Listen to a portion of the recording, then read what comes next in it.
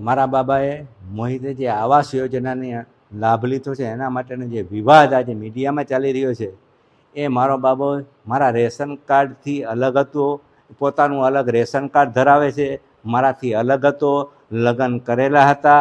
2019-20ની અંદર એને ફોર્મ ભરી અને આ યોજનાના લાભ માટે પોતે એપ્લાય થયો હતો અને હું જ્યારે ધારાસભ્ય 2022ના 12મા મહિનામાં થયો, હું ધારાસભ્ય નહોતો ત્યારે આ આવાસ યોજનાનો એમને લાભ લીધો હતો।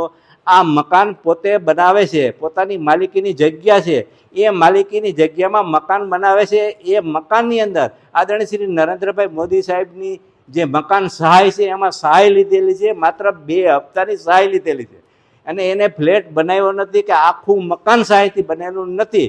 પણ આને આજુબાજુની અંદર જે મીડિયામાં આવે છે એ આખા બાજુના પણ 3 મકાનો સાથે મેળવીને ફોટા પાડી અને પ્રજાને ગેરમાર્ગે દોરવાના અમુક મીડિયા કરી રહ્યા છે। ખરેખર એમાંથી 3માંથી એક જ મકાન મોહિતનું છે, બાકીના 2 મકાન છે એ બીજા આસામીઓના છે।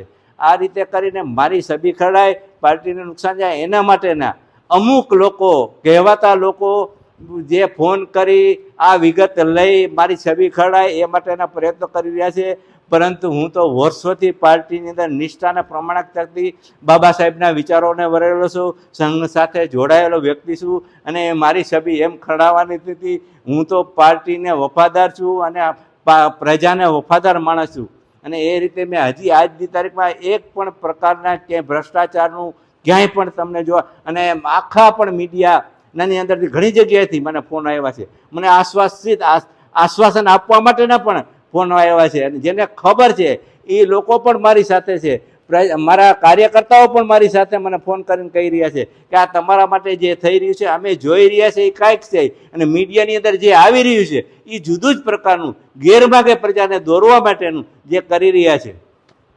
સાંજ સમાચાર ફેસબુક પેજને લાઇક કરો, વિડીયો શેર કરો અને વધુ વિગતવાર સમાચાર માટે sanssamachar.net વિઝિટ કરો।